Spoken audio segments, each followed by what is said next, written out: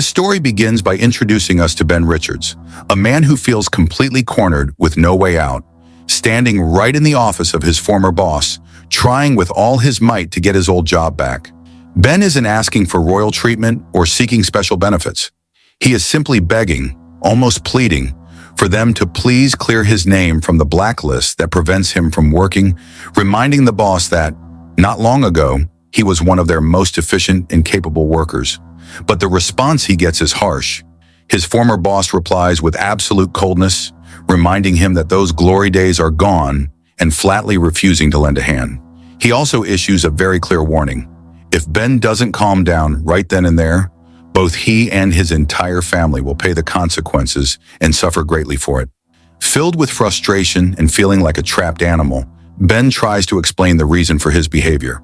He tells him that he brought his sick daughter along not to threaten or blackmail him, but because he needed her close as a powerful reminder, a compelling reason not to lose his mind and end up smashing the boss's face into his own desk. When he finally leaves the office, the scene he steps into is truly sad and desolate. We are shown a society where people live under the heel of oppression and where the only glimmer of hope seems to be an extremely violent and brutal television program called The Running Man. As Ben walks through the streets of this city, which looks like something out of a futuristic nightmare, he notices large groups of people huddled in front of gigantic screens so as not to miss the show, a spectacle where participants put their own lives on the line for money. Just then, an announcer's voice booms out, declaring that this is the last chance of the year to enter the contest, offering a massive prize of $1 billion to anyone who can manage the feat of staying alive for 30 days while fleeing from professional hunters. Ben finally arrives home, a very simple and humble place, where his wife Sheila greets him with a face full of worry. She tells him she managed to get some medicine to lower their daughter Kathy's fever, but she feels terrible and deeply regrets that it's a cheap, low-quality brand simply because they couldn't afford anything better. With a heavy heart, Ben confesses the truth. He couldn't convince his boss and didn't get his job back. In that moment, they both share the bitter realization that the system they live in is designed precisely so that they never escape poverty. The situation is so desperate that Sheila begins to consider the possibility of working as a hostess at a nightclub, an idea that repulses Ben and that he dislikes entirely. However, she insists it is necessary because the girl's fever isn't breaking and they urgently need money. To stop his wife from having to lower herself to take a job she detests, Ben makes a very risky decision and swears to her that he will find another way out, even though deep down he knows the only real option left is to show up for that deadly contest he saw advertised on the giant screens.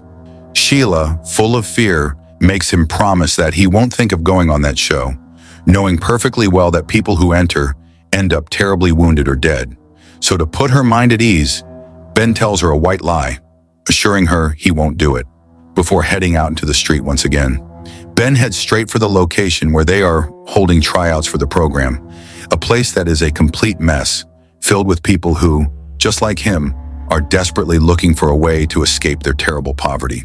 The city is presented to us as a state totally controlled by the police and the big television corporations, where violence has become the main form of entertainment for everyone. Upon arriving, he runs into a crowd of desperate people trying to force their way in, and we see the security guards being brutal, treating the applicants like farm animals rather than people.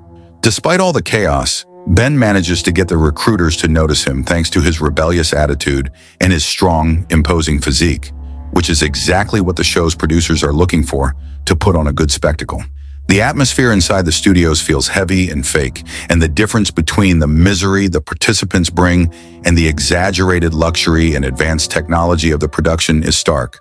They take Ben before the producers, who realize he has enormous potential to draw a huge audience due to his history of insubordination and his sheer brute strength. Finally, Ben meets Dan Killian, the mastermind behind the entire program, a highly manipulative man who knows exactly what to say to convince anyone. Killian explains the rules of the game with a cold, mocking smile, making it very clear that the moment he puts his signature on the paper, his life will become their property. Although Ben doesn't want to do it and knows perfectly well he is walking into a trap, he signs the contract thinking solely and exclusively of Kathy getting well. Killian, very pleased with his new acquisition, begins planning how to present Ben to the public to transform him into the perfect villain, the bad guy everyone will want to see die on screen. While all this is happening back home, Sheila waits anxiously, having no idea that her husband has just walked straight into the lion's den. They prep Ben for his big television debut. They dress him and apply makeup to make his features look harder and more aggressive, while barking orders about how he should behave when the cameras are rolling. The program kicks off with a spectacular intro, full of lights and loud music that sends the studio audience and the millions watching from home into a frenzy. The host, with his usual charm, introduces the season's runners, describing them to everyone as criminals and societal scum who deserve to be hunted. They present Ben as a dangerous and violent man, a fake backstory invented to justify the brutality he is about to suffer. When the spotlights hit him, Ben holds his gaze steady, challenging not only those present, but the entire corrupt system that put him in this situation. They load the contestants into launch tubes that will shoot them out into the game zone, a ruined area of the city designated for the hunt. The countdown begins, and Ben's heart beats wildly, not out of fear of dying, but from the terror of failing his daughter. When the count reaches 0, the tubes activate, and Ben is launched at high speed into a labyrinth of concrete and steel, where he will have to use all his intelligence and strength to survive the first night. Ben sprints out into the streets and immediately runs into a fan of the show who recognizes him. This person tries to stop him to take a picture, but Ben dodges him and keeps moving fast. In that moment, he realizes that the people around him no longer see him as a person. Instead, they show intense hatred because everyone wants to win the money offered for his capture. Ben moves quickly away from where it all started and decides to go look for someone he has known for a long time named Molly. This man makes a living manufacturing and selling illicit goods, trading secretly in a semi-abandoned building no one uses anymore. At first, Molly is terrified and becomes incredibly nervous because he knows that if he helps someone participating in that TV show, his life would be in immediate mortal danger. However, Ben begins to beg, pleading for a hand while explaining how grave his little daughter's illness is. Molly eventually says yes and hands over several items needed to survive and stay safe in difficult situations, as well as some fake IDs with false names and photos to fool others, along with various disguises. Among these clothes are accessories to make Ben look like someone who has been in real wars and fights, or alternatively, a high-level corporate boss. While they are making these preparations, Molly shows him that the big corporation's signal cannot track him on his TV equipment. He also warns Ben that trying to hide among people of his own social class is a very bad idea because they wouldn't hesitate for a second to sell him out to collect the reward money. He advises Ben to look for the most crowded place possible so he can get lost among the people and stay unseen. Additionally, he gives him special contact lenses that change his eye color to alter his appearance to others. Ben also notices that Molly has a stash of high-powered industrial explosives capable of destroying entire sewer systems, though the seller clarifies right then that he cannot sell those items to him. After saying goodbye to his friend, Ben starts using the alias John Springer. With this lie, he manages to buy a one-way train ticket to New York City. He successfully passes through all the security checkpoints where they screen people for danger without anyone realizing who he really is. When he arrives in the big city, he goes to stay at the Hotel Brent. There, the clerk at the front desk notices that Ben is missing the mustache shown on his fake ID, but Ben invents a quick lie and manages to get checked in and up to his room. Once in the room, he complies with the rule requiring him to record a video every day. He does so by mocking the fact that the television audience will likely be staring at his backside while he sleeps, since the rule book didn't specify exactly how the recording had to be done. While this is happening, the TV program breaks in with breaking news showing that the hunters have managed to find Tim Jansky in a market in a place called Cobb City. The host, Bobby, laughs and mocks the food Tim is eating at that moment, telling him it will be the last meal of his life. Shortly after, they confirm that Jansky has been killed, meaning only Loveland and Ben are left in the race for survival. Ben realizes he can't stay in the same room for long, so he decides to stretch his time there just a little longer before walking to a new transportation hub to confuse his pursuers about his destination. He travels to Boston, where he meets a man and offers him money in exchange for staying in his foul-smelling room and for his worn-out jacket. He does this to continue changing his appearance so he won't be recognized. This man turns out to be a wounded war veteran and he accepts the deal to keep quiet in exchange for Ben's payment. He also warns Ben that the neighborhood they are in is extremely dangerous. Ben moves into a basement apartment where he has to put up with aggressive, nuisance neighbors who constantly threaten him.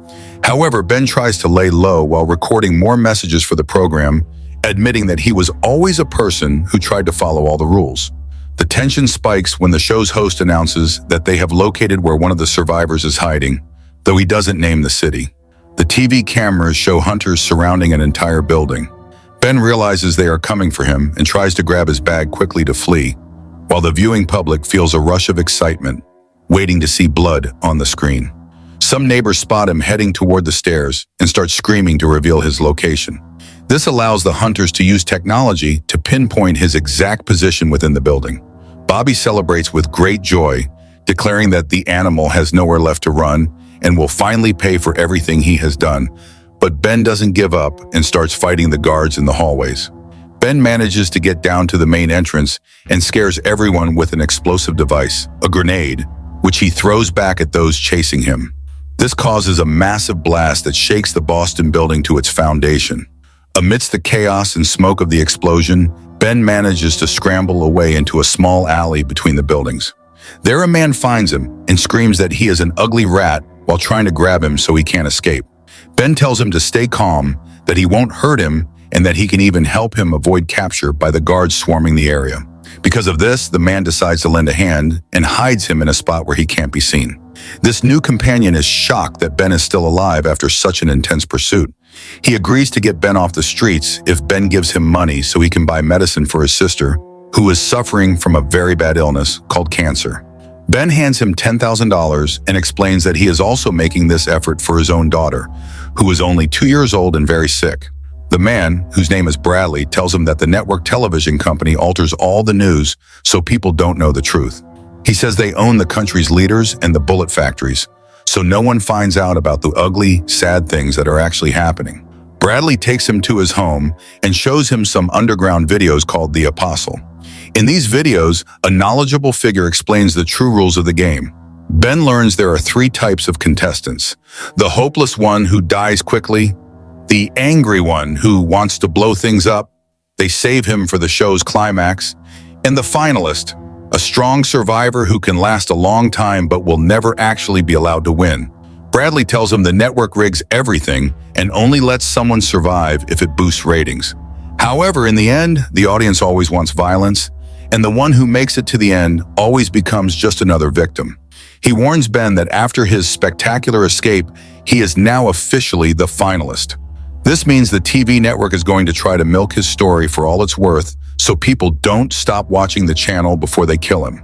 They decide to record a video where Ben speaks directly to the poor people living in the slums. He tells them the television company is to blame for them getting cancer and that they are hiding the truth to avoid paying for what they did. But when the program airs the video, producer Dan Killian uses technology to alter what Ben said. He makes Ben sound like a deranged person mocking the dead guards and their children. Ben watches the video and is horrified. He screams at Bradley that he never said those terrible things, but the media deception has already worked.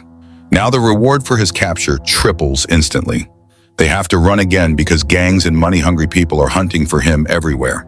They jump into a car to escape while being shot at multiple times through the city's narrow alleys. They manage to confuse their pursuers and lose them. Bradley gives him the contact info for a man named Elton who lives in Maine. Elton is a true believer in the fight against the system and can hide him better. Ben has to record all his remaining videotapes at once, while Bradley takes charge of mailing the envelopes from different locations so the signal trackers get confused and don't know where Ben is. In these new messages he records, Ben tries to use a mocking tone to complain that the TV station makes things up, but the host just keeps laughing at him, announcing loudly that he is very close to being caught. Shortly after, Loveland is killed in an ambush staged in front of everyone at a gambling den, a casino. With this, Ben is the only person left alive in this season of the program. Ben arrives at Elton's house, which is far from everything. There he meets Elton's mother, a woman who is always glued to the TV program. She starts saying nasty things and cursing Ben without realizing the man she hates is standing right in front of her. Elton takes him to a secret room where he makes soap as a front, but in reality, He is manufacturing things to fight the system. He explains that throughout the country, there are devices hidden in streetlights that can identify people by their blood or DNA. Elton explains that his dad was a very straight and honest cop, but his own partners killed him when he refused to join the private network security. For that reason, Elton decided to dedicate his life to fighting this evil system. He tells Ben that many people are on his side because they think he can actually win. He assures him that the fact he is still alive is the spark the country needs for people to rise up and start a massive social protest. Ben tells him over and over that he isn't a spark and doesn't want to start any fights. The only thing he wants is to get back to his family. But Elton replies that the fight is now him against the whole world, and he has no choice but to accept the role he's been given. Ben records a heartfelt message for his daughter, Kathy.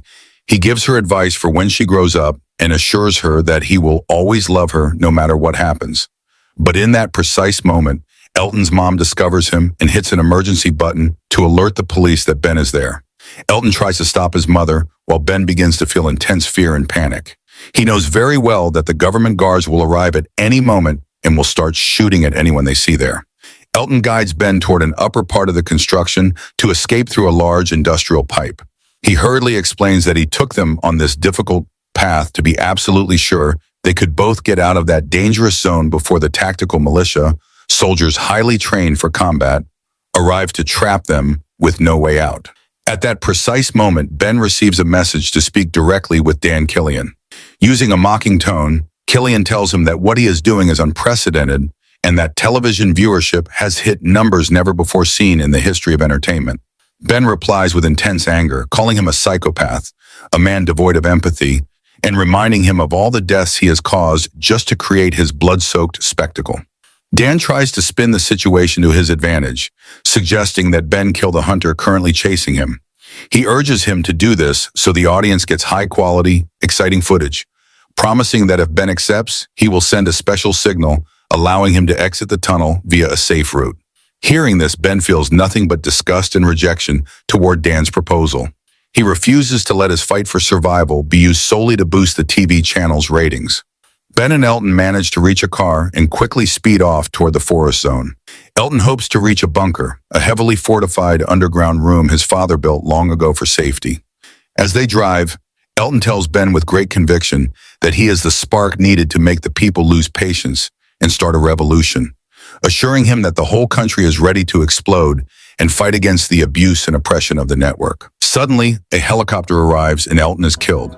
Ben is forced to carjack a woman named Amelia to continue fleeing north. He holds her at gunpoint, forcing her to drive, but tries to reason with her, explaining that everything she has seen on TV is not the truth, but lies invented to control public perception of him. With deep sadness in his voice, he shares detailed stories about his daughter Kathy, trying to make Amelia understand that he isn't a criminal, but simply a desperate father who has been victimized by a deceptive system. As they pass through checkpoints where guards inspect travelers, Ben realizes something ugly. The network has no issue killing its own community guards just to make the program more exciting and keep viewers hooked. Seeing this, Ben understands that there are no rules in this game and that he must be incredibly smart and cunning if he wants to survive another day. He decides to use Amelia as a fake hostage in front of the recording cameras. He does this to pressure the showrunners into giving him a private plane to fly straight to Canada. To scare them, he bluffs, claiming he is carrying a bag containing 5 kilos of high-grade explosives capable of leveling everything within a 700-meter radius. Dan Killian, pretending to surrender to Ben's demands to avoid losing his star attraction, secures a modern flying Vi jet for him. Thinking of the woman's safety, Ben demands a parachute for Amelia and ensures the television audience sees him challenging the powers that be before boarding the aircraft. Once airborne, the pilot, Captain Holloway, greets him with a cynical, mocking tone. Meanwhile, Ben searches every corner of the plane for stowaways and orders the captain to fly at a very low altitude so that radar cannot track them as they approach the Canadian border. The tension and fear escalate when Dan speaks to Ben again while he is in the air. He reveals they know the truth. Security scanners detected that the bag of explosives is a fake and contains nothing dangerous. But instead of ordering his immediate execution, Dan makes a proposal that would change Ben's life forever. Dan wants Ben to work for them and become the program's new lead stalker, the star hunter who chases others. He offers a contract paying $5 million per season and promises to tell the country that Ben is a reformed hero now fighting for justice within the system. Ben refuses with utter contempt. He wants no part of their evil. But to break his spirit, Dan shows him a heartbreaking video. The hunters have murdered Sheila and little Kathy at the secret location where they were being held. He assures Ben that he has no reason to stay outside the program because he has no one left to love. Filled with immense rage and unbearable pain, Ben feels he has nothing left to lose. He begins to fight and attack the hunters hidden on the plane, defeating them one by one with desperate, violent moves as the aircraft begins to sustain damage and fail dangerously. Finally, Ben has to face Chief McCone. The man confesses something surprising. He too was once a survivor who took Dan's deal to avoid being killed. After a bloody fight, Ben manages to deploy McCone's parachute while the man is stuck in one of the emergency exits, causing McCone to fall to his death. With time running out and the plane spiraling out of control, Ben forces Amelia to jump using the last functional parachute. He does this so she can survive and tell the world the truth about what happened while she was with him. Ben sits at the controls and manages to illegally hack into the national television feed. He speaks directly to the 2 billion people watching, telling them that the network has them living in a prison within their own minds. He explains that the only way to be truly free is to stop watching these terrible programs and go after the people responsible for their misery and poverty. Dan Killian orders the feed cut immediately. He decides to use a remote override to crash the plane on purpose into the network's main building. His plan is to kill Ben and frame him as a vicious terrorist, ensuring the public remembers him as someone who died for the wrong cause. A massive, spectacular explosion rocks the corporation's tallest tower.